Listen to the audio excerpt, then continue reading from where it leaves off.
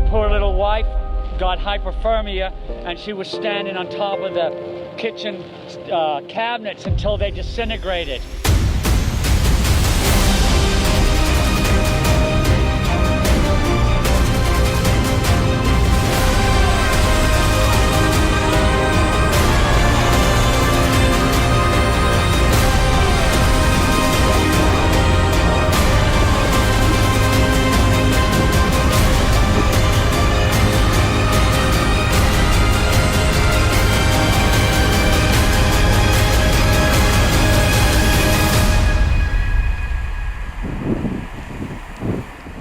Okay, I've come back to look at my house in Freeport here. Our 20 years we've built this. It took me 20 years to get where I'd got here. Okay, that's what's happened here.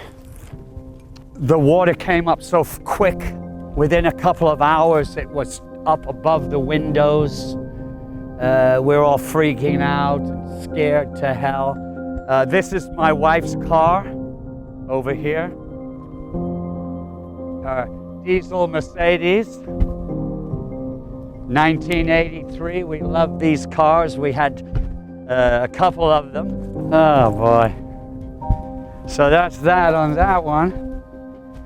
I had my fishing boat was anchored at my mooring that I put in out here where the white jug is in the middle. That's where I swam to out there. Before the hurricane came, we were so worried this tree would fall on the house. So, you know, I tied it to every other tree, but look, it's still there. It's still there. I met my neighbors hanging on the telephone pole out here. As the water went down, they came inside my house. There, that stuff has all gone because when that water went out, it sucked everything out of this house and went. The water was up inside the rafters into the roof. The waves were coming in here, and you can see it just smashed everything up. Imagine being in here and this chair is throwing over there and throwing over there, and you're trying to stop and not get cut by all the glass in your bare feet. I held my wife up forever in here, and finally, when it was getting really, really stupid, I got her up on top of this stove, which used to be right here, which is only 36 inches high, and my wife was only the height of you, so her head was only here, this high. And I was up here like this with my wife in between me, holding her, and I was telling her, don't lean back, the water's not going to come any higher. And it kept coming up and coming up. I took the cupboards, we had cupboards along here, everything else was gone down there, only the stove was here. And I took the cupboard off and I tried smashing through this heavy sheetrock.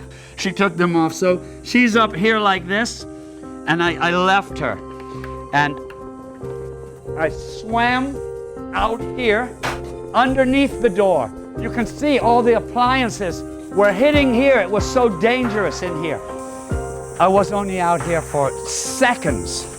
I come back inside, and when I come back inside here, my wife had already fallen off of here, and she's floating on her back with all of this surge and everything. I thought she had drowned. I don't know. Hypothermia. Who knows what the end result was? So at that time, I'm saying to myself, what am I supposed to do now? So I swim out here. And I come out here, the wind is blowing here at 200 miles an hour. So I'm swim out here, but I'm up there. I'm swimming as high as the roof. I let go, I'm swimming over. The waves, it was like you were in the ocean. And I catch the boat and I got on it. And I spent the night on that boat in all of this 200-mile-an-hour winds. The water was so deep. The next morning I swam in as the water was going down. At this time, everything was sucked out of the house like the tsunami effect. Oh, it was terrible. It's a nightmare. You know, all of this doesn't mean anything to me anymore. I would just like my wife back. So, there you got the story, buddy. What can I tell you? You've seen it for yourself. And I hope we find her. I hope we find her.